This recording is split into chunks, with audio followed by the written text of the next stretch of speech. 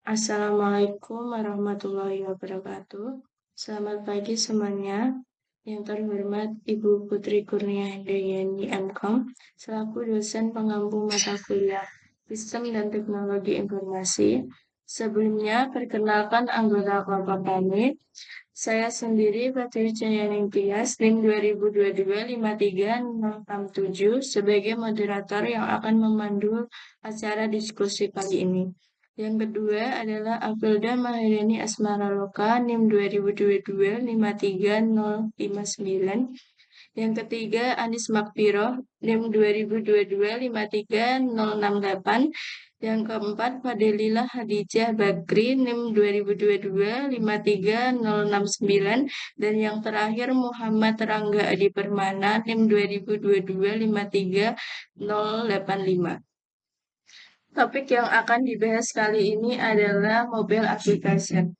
Mobile application yaitu aplikasi yang dibuat untuk perangkat-perangkat yang bergerak seperti smartphone, smartwatch, dan lainnya. Mobile application adalah sebuah aplikasi yang sengaja dihasilkan untuk disematkan pada smartphone atau tablet dari bermacam-macam platform, mulai dari iOS, Android, BlackBerry, dan Windows. Selanjutnya, sesi penyampaian materi yang akan disampaikan oleh kelompok kami kepada yang bertugas, saya persilakan. Di sini saya akan menjelaskan tentang sejarah mobile application. Apa sih sejarah mobile application itu? Yaitu pengembangan aplikasi seluler unik dimulai dari peluncuran ponsel BlackBerry. Hal itu diwarnai beberapa aplikasi termasuk BBM atau BlackBerry Messenger yang sangat sukses pada masa kala itu.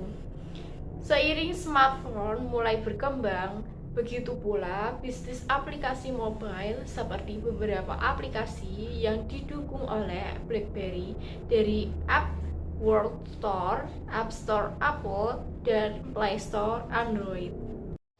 Manfaat dan kegunaan dalam tren IT mobile application.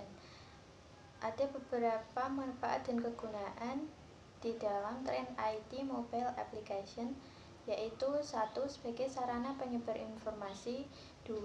Dapat membangun brand perusahaan lewat mobile application. 3. Mempermudah pekerjaan manusia. 4. Dapat menjalin komunikasi jarak jauh, proses bisnis. Dan yang terakhir, dapat meningkatkan proses bisnis. Ada beberapa manfaat dan kegunaan dalam tren IT mobile application, yaitu 1. Sebagai sarana penyebar informasi. Aplikasi seluler utama dikembangkan sebagai perantara informasi dan informasi dari seluruh dunia. Contoh aplikasi yang dikembangkan adalah portal berita, jurnal elektronik, dan lain-lain. 2. Membangun brand perusahaan lewat mobile application. Pendiri bisnis dapat mulai mengembangkan merek mapan mereka melalui aplikasi seluler, misalnya aplikasi bank, aplikasi supermarket, dan masih banyak lainnya. Yang ketiga, memudahkan pekerjaan manusia. Aplikasi seluler ini memiliki manfaat lain yang mempermudah pekerjaan manusia. Pengembang telah membuat banyak aplikasi dengan tujuan yang berbeda. Ada yang digunakan untuk mengembangkan resep makanan, mencatat keuangan, dan menjual barang. Contohnya menjual barang di e-commerce yaitu Shopee, Lazada, Tokopedia, dan lainnya. Yang keempat, menjalin komunikasi jarak jauh. Manfaat yang diperoleh dari pengembangan aplikasi seluler adalah komunikasi antar orang, baik dekat maupun jauh. Hal ini terlihat pada aplikasi jaring sosial seperti Facebook, Twitter, Instagram, WhatsApp, Telegram, dan lainnya yang dapat menghubungkan seseorang dengan orang lain dalam berinteraksi. 5. Meningkatkan proses bisnis. Aplikasi seluler ini juga dapat berguna jika kita dapat meningkatkan proses bisnis yang sedang berjalan. Misalnya seperti di WhatsApp, Instagram, TikTok, dan lainnya. Dan sekarang banyak karyawan aktif yang meningkatkan proses bisnisnya lewat aplikasi seperti TikTok, Shopee, dan yang lainnya. Saya akan menjelaskan tentang metode mobile application. Metode mobile application ada 6, yaitu yang pertama, strategi pengembangan mobile application. Strategi pengembangan mobile application menentukan strategi untuk proses pengembangan sebuah aplikasi seluler yang berguna membantu mengembangkan sebuah produk yang sukses. Sebagian besar dapat diinvestasikan dalam proses pengembangan aplikasi secara keseluruhan. Yang kedua yaitu analisis dan perencanaan untuk proses pengembangan aplikasi seluler. Pada fase ini, harus mengetahui keterampilan yang diperlukan sesuai pilihan saat mengembangkan aplikasi. Membuat aplikasi tersedia di platform seluler iOS dan Android yang memerlukan penggunaan berbagai macam teknologi pengembangan aplikasi yang berbeda. Yang ketiga yaitu desain UI atau UX dalam proses pengembangan aplikasi seluler.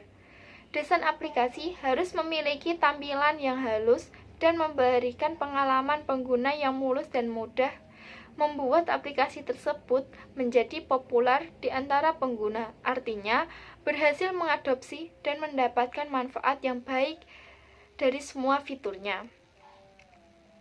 Yang keempat yaitu pengembangan aplikasi. Bagian paling integral dari fase ini selalu perencanaan. Sebelum memulai proses ini, harus mengembangkan aplikasi seluler dipastikan, arsitektur teknis didefinisikan, memilih tumpukan teknologi, tonggak perkembangan ditentukan. Yang kelima yaitu pengujian.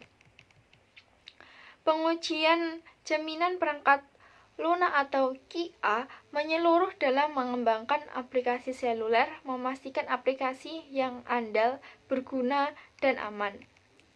Harus mengembangkan kasus pengujian yang mencakup semua komponen pengujian aplikasi untuk memastikan proses QA yang lengkap untuk aplikasi. Dan yang terakhir yaitu yang keenam, penerapan dan dukungan. Mengirimkan aplikasi asli sebelum dirilis ke Apple App Store untuk aplikasi iOS dan Google Play untuk aplikasi Android. Sebelum meluncurkan aplikasi, harus memiliki akun pengembangan bagian dari Apple App Store dan Google Play Store. Di sini saya akan memberikan beberapa contoh mobile application. Contoh mobile aplikasi yang sedang populer saat ini yaitu ada Facebook, WhatsApp, Instagram, e-learning, dan TikTok mungkin juga termasuk. Dan berikutnya yaitu contoh penerapan mobile application. Salah satu penerapan mobile application yang sedang dilakukan saat ini adalah e-learning. E-learning merupakan proses pembelajaran yang menggunakan teknologi informasi. Dalam hal ini menggunakan media online seperti internet sebagai metode penyampaiannya. Contohnya adalah Sunan Learning Universitas Muria Kudus. Oke, terima kasih semuanya yang sudah menonton video kami. Saya sebagai moderator undur diri. Mohon maaf bila ada kesalahan kata dalam penyampaian materi. Jika ada pertanyaan bisa disampaikan lewat kolom komentar. Wassalamualaikum warahmatullahi wabarakatuh.